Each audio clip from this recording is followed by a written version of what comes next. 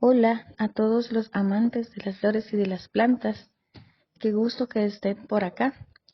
Hoy les voy a compartir todo sobre los cuidados del cenizo.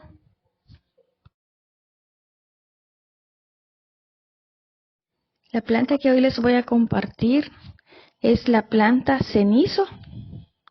Esta bella planta de floración color rosado o morado lila, de hojas color grisáceas, a la que debe su nombre común, cenizo.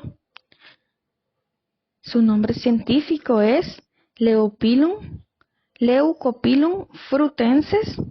Esta bella planta es originaria del norte de México y del sudoeste de Estados Unidos. En Estados Unidos es conocida como Texas Ash o salvia de Texas, también Texas Ranger o Silverleaf.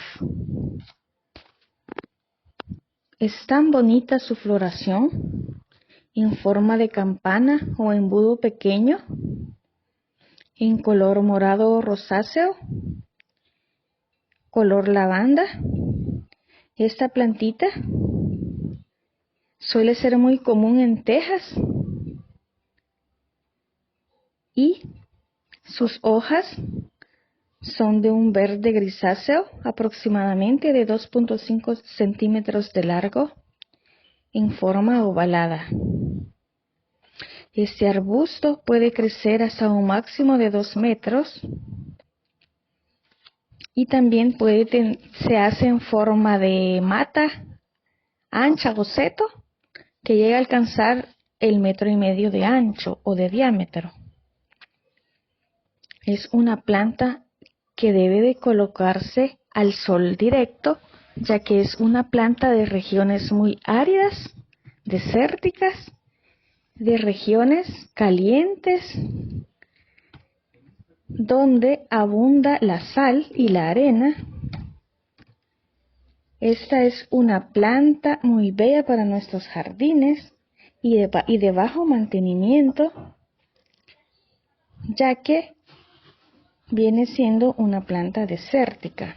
El cuidado de esta planta se basa más que todo en el buen drenaje de su suelo, ya que si nosotros la tenemos en maceta, debemos pues agregar algo de arena o algo de drenaje bueno a la maceta. El agua no se le pone tanta agua, ya que ella viene de originalmente es una planta de zonas áridas, de zonas desérticas. Entonces, su agua debe de ser moderada.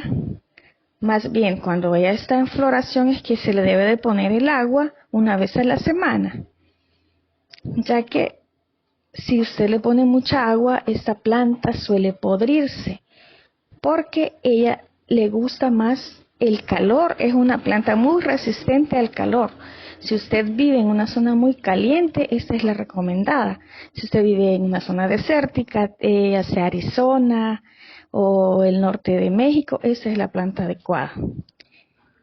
Si usted para la reproducción esta planta, pues imagínense que ella se reproduce por acodo aéreo, ya que si usted corta un esqueje, lo coloca en la tierra y por la humedad, generalmente esos esquejes se pudren. Entonces, lo más recomendado es que se haga por acodo aéreo. Pues acá en el canal la vamos a estar reproduciendo más adelante. Su fertilización se puede hacer cada de 2 a 3 meses. Se puede usar abono orgánico, puede usar también el triple 15, le va muy bien. Este arbusto se puede utilizar para setos, ya que es muy bueno al podarlo y se llena totalmente de flores. Esta bella planta debe de colocarse al sol directo, ya que sus resultados son mucho mejores al sol directo. Como les comento, es una planta de zonas áridas, de zonas calientes, que soporta muy bien el calor. Se puede sembrar en el suelo directamente o puede ser en maceta, teniendo en cuenta siempre el drenaje, que debe ser para ella arenoso, debe ser poroso, debe ser un sustrato que no acumule para nada de agua.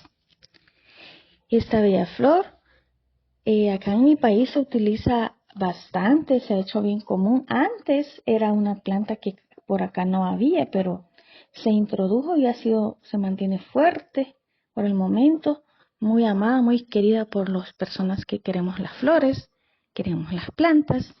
Y bueno, esta planta es tan bonita en los setos que se ve llena de flores, ya que ella tiene esa cualidad, que todas sus ramitas se llenan de florecitas, flores en forma de campana, en forma de campanita con 5 pétalos.